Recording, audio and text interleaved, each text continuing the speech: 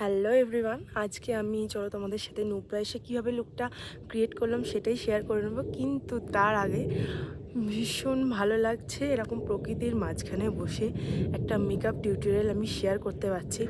Just একটা সুন্দর প্রকৃতি, আমি আর আমার মেকআপ, আর কিছু না। চলো তোমাদের সাথে তাহলে শেয়ার করে নিই আজকের লুকটা। যেহেতু দেখতে পাচ্ছ ভীষণ ড্রাই হয়ে আছে, ঠান্ডা ভীষণই, সেই জন্য প্রথমে ইউজ করে নেবো একটা ময়েশ্চারাইজার। ভালো করে ব্লেন্ড করে নেব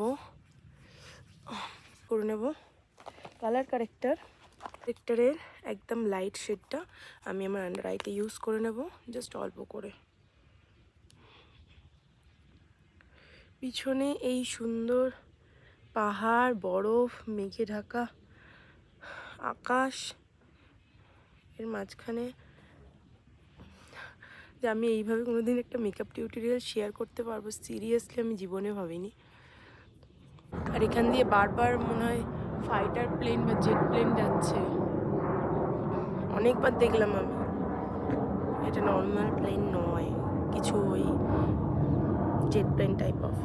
তো চলো সিসি ক্রিমটা অ্যাপ্লাই করে নিই। সব সিসি ক্রিম চাপের জন্য বেরিয়ে গেছে, এখনও বেরিয়ে যাচ্ছে নিজে থেকেই, সমস্যা।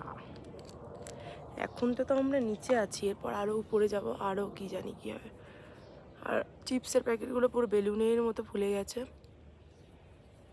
ভালো করে ব্লেন্ড করে নেব। এবার আমি ইউজ করে নেব পাউডার, জাস্ট অল্প করে, বেশি পাউডার দরকার নেই।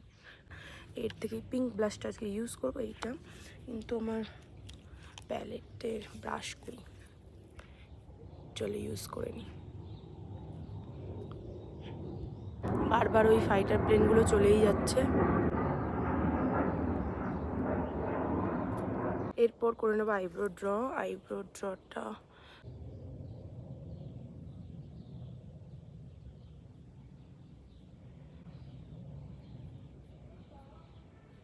আমার জামার শেডের একটা শিমার আছে, এটাই জাস্ট হালকা করে অ্যাপ্লাই করব আইলিডে। মার্স, চলো ইউজ করে নিই।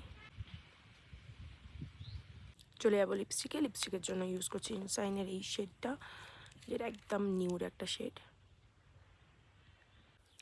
তো এই হচ্ছে ফাইনাল লুক।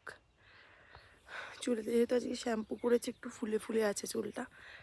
তো যাই হোক, কেমন লাগলো অবশ্যই জানিও। ভালো লাগলে একটা লাইক করে দিও। আজকের মতো টাটা।